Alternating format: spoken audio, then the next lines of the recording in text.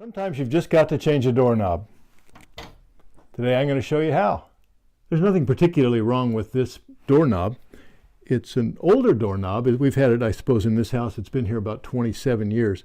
One of the particular issues that is about this knob is that you can see it's keyed and we don't have the key for it. And then another issue is just style. We've decided that we'd like to update the style of the doorknobs in the house, so we're going to replace it. You might have a broken doorknob. None of these things are particularly difficult. Once you've done it, you'll say, wow, that's easy, and I'm going to show you how. You'll occasionally need to know what the back set is on the door. You can easily determine that just with a tape measure. There's two common back sets. One is 2 3/8 inches and another is 2 3/4. You can easily tell just by looking at this, I can from experience, that this is a shorter back set, a 2 3/8.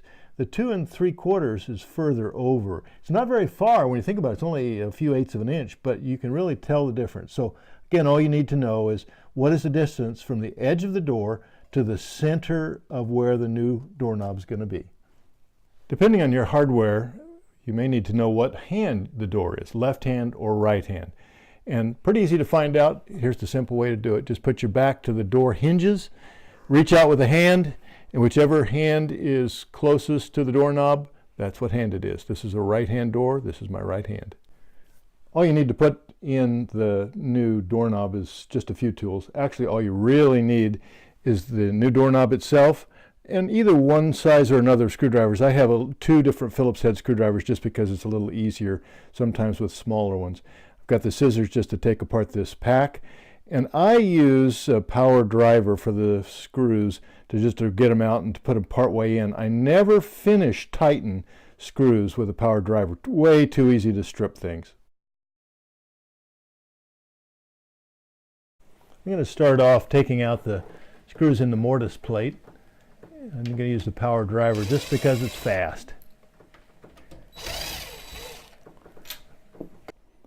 Next is the doorknob itself, and again I'm going to use this power driver. Another value to this, and notice it has a long shank on it, so I can take this bit in and out, by the way, right here.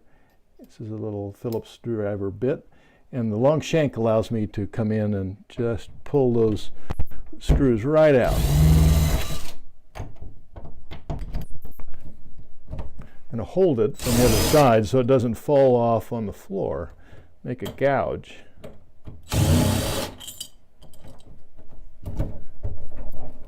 Voila! Now all that's left, as you can see, is the latch itself, and that will come right out. One other part that has to come off is the old strike plate. I'm going to take that one off and put this new one on.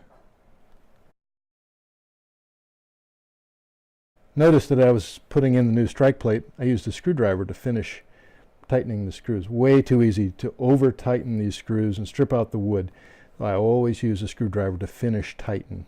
Next thing to put in is the latch, and you can see that this is it's the same kind of material as the new material that we're going to put in. This is a brushed nickel.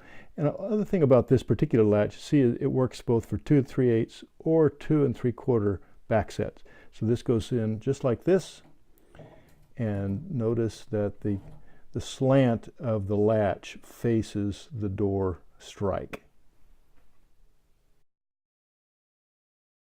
You probably see me use both these tools in the installation of this thing. I want to say again that unless you feel really comfortable about using a driver like this and not over tightening, then I would say not to do it. It takes a little longer using a screwdriver, but if you wind up stripping the wood out or something like that, it can be fixed, but it's a pain. Notice that the door lever has a shaft that this matches up with the latch, and it'll go right in. You just put it in carefully, and it will then, when you rotate the lever, it'll move the latch in and out.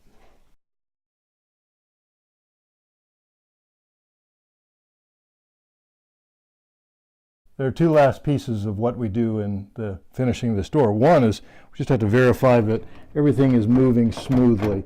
So I'm going to shut the door now, make sure that it works.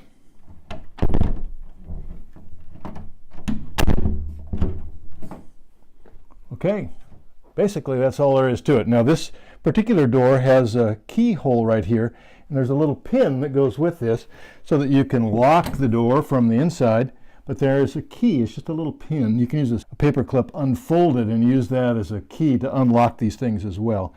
But this is just kind of a privacy lock, and in our case, we'll primarily use it to keep out little people who love to come in this room.